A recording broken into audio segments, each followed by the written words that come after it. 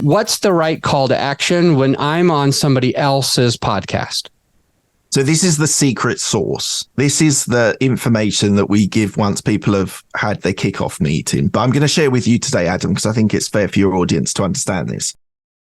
If we're working with entrepreneurs and business owners that want to sell a product or service, or if it's a podcaster that wants to be able to generate revenue, maybe it's through consulting or through advertising, through an email marketing, we always suggest you have that call to action at the end of the show.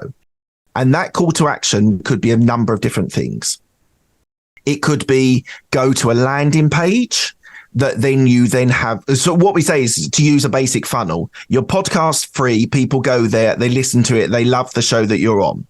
Funnel them to a landing page, a website where they can download something that is of value to the audience that's free also. So once they've listened to the show, resonated with you, they go to a landing page, they then get a free download. It doesn't have to be anything too elaborate, but just something where they can see additional value, and then they are more likely to be able to reach out to you. Equally, if you do it right, you're collecting information about that audience, that audience member as well. So you might be collecting email, you might be collecting telephone numbers, you might be understanding where these. And what we talk to our people is that, for God's sake, try and measure it. Try and work out, get a landing page specifically for podcasting. Or if you're going onto your website, give a code that people use so you can track where you're getting the return on investment from.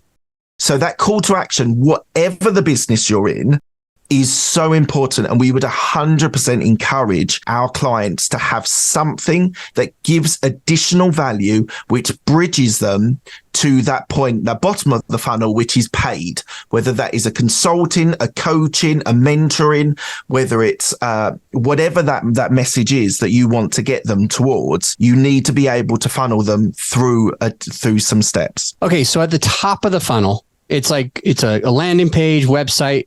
It's a place to collect information. We give them value, and it's a place to collect information like a phone number and email. Yeah. We measure it. Yeah. And at the bottom of the funnel, it's coaching and mentoring or whatever that next thing. So a couple things. One, is it the right step to bring them to your podcast or to bring them to the funnel, or both? It really depends on what your objective of being a guest on the show is. It makes sense. So if it is a coaching method, then funnel them through with an ebook or a document and then get them to the coaching.